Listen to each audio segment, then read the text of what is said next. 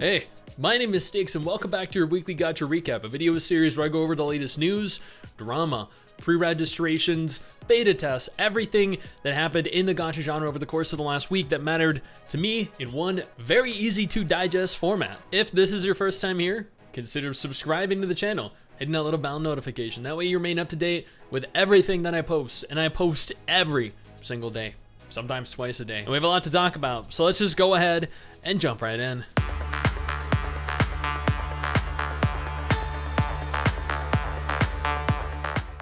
We're gonna go ahead and start here with the Tale of Food, which announced their end of service in China happening on June 18th. They have an official Weibo post for those of you that are interested in reading why this happened. And we all know why it happened. Arknights of Veda have upset people yet again. This time, it's due to the 50-50 not carrying over with regards to the banners, the pity, the pulls, the 100% chance banner mechanics from the previous Call of the Stars event will not apply to the next banner. So what this means is if you fail your 50-50 and then you're guaranteed the banner character once you reach whatever the pity is, like 90, after the banner resets, after the event finishes, the 50-50 does not carry over, which means you start from scratch again, which means that you might not get your limited banner character at the next 50-50. That's atrocious. These people are absolutely psychotic. Infinity Nikke is going to host an offline playtest in Los Angeles. They're also apparently holding a Japanese playtest for those of you that are interested in the Japanese version. A lot has been happening with Zenless Zone Zero's third closed beta test. I'm actually going to go over all of this on stream later today. For those of you that want to stop by, I'm going to start at roughly noon Eastern Standard Time. There's a lot to cover. There have been a lot of improvements made. Punishing Grey Raven revealed their Messic-Tat coding design. Oh my god. Holy, this looks, oh man, this looks so good. Like, why is Vera such a freaking hot character, man? Solo Leveling Arise confirmed their global release date is set for May 8th. I got to play the early access, whatever the Canadian test was, and I actually thought it was a pretty decent game. Vulcan and I did a collab recently where he talked about Solo Leveling being one of his most anticipated Gacha games too. This is actually not a bad game at all, and I'm excited to see how it ultimately ends up being received. I have a dedicated video on that if you're interested. Now, before we continue to discuss any additional games, let me take a moment here to thank our incredible patrons over on Patreon who allow for me to continue to do dedicated videos like this every single day. You guys are absolutely phenomenal, and I cannot thank you all enough for the support. Now let's keep talking. Reverse 1999 is rolling out their version 1.5 revival, the Uluru Games. Uluru, of course, is from Australia, which is where I'm from. So that could be really cool. Tokyo Debunker is now out. It's an idle husbando game with supernatural themes. I've covered this before. It went radio silent for like a year, completely overhauled its graphical style, the character style, everything, and we're like, hey, we're here. Nikke is holding their 1.5th anniversary celebration stream, anyway, on April 20th. If they reach 5th, oh my god, Annis, oh my god, that outfit does you absolutely every favor. If they hit 50,000 concurrent viewers on Twitch, I think they stated via the notification system in-game, since I read it when I went into Nikke earlier today, that they're gonna give away 10 free advanced recruitment vouchers. So make sure you're there for the event if you want 10 free pulls. I'm excited to see what comes with the 1.5 anniversary celebration. Knowing Nikke a whole lot. Wuthering Waves leaked their 5-star selector. This is big news because you get to choose one of 5 different max rarity characters: Genshin, Calcaro, Lengyang, Encore, or Verina. I don't know how to pronounce her name. Verina. I'm naturally like, I was hoping Vera, no, not Vera. Yinlin was gonna be here.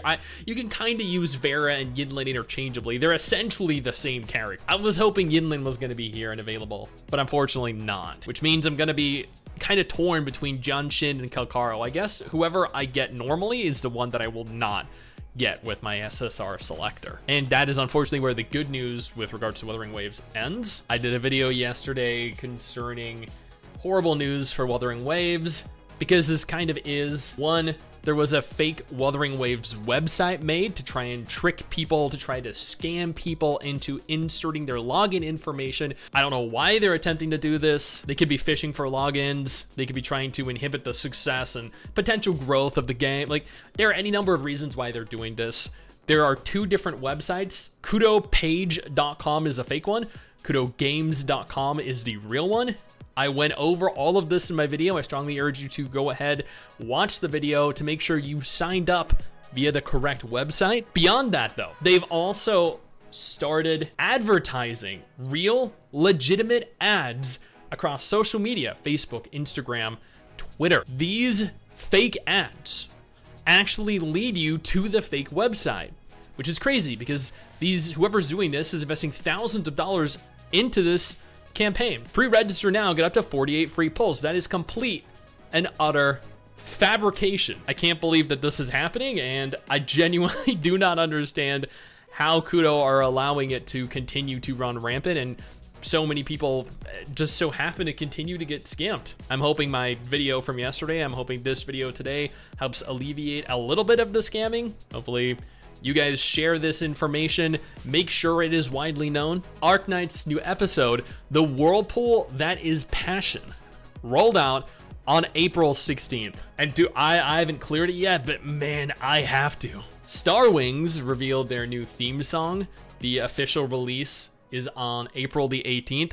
I know absolutely nothing about this other than the fact that supposedly it's some kind of mecha waifu game, which means that I'm very excited because the graphics look good, the characters look good, and there's a lot of fan service. Kingdom Hearts Missing Link will be entering closed beta tests from April 25th to May 2nd. Make sure you guys pre-register for the game and attempt to get into it if you're interested in a Kingdom Hearts gacha. Snowbreak had their rating increased to M in China and now requires ID verification like Azure Lane. There's now scenes where you can sleep next to the characters in bed, where you can actually rub them, caress them, touch them.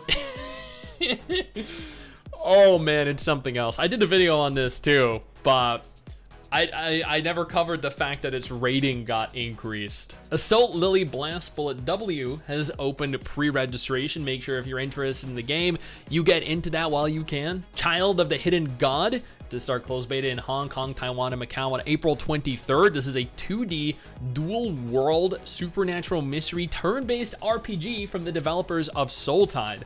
I looked at this trailer.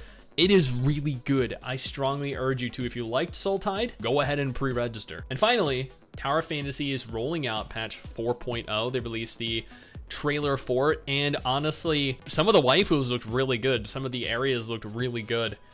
Nemesis's new form looks really good. I don't know how well it's gonna do though.